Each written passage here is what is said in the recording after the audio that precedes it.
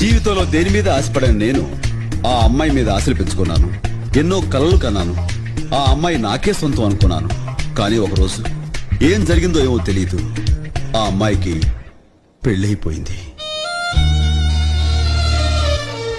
కళ్ళలోన కలలు అన్నీ కథలుగానే మిగిలేనే, కనులు దాటి రాను అంటూ కరిగిపోయేనే.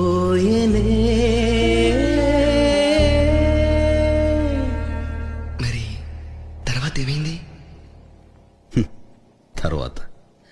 తర్వాత ఏమవుతుంది? ఆ మరుసటి రోజు మా ఏరియాలోకి ఐశ్వర్య వచ్చింది. ఓ మాయా, ఓ మాయా, ఈ ప్రేమ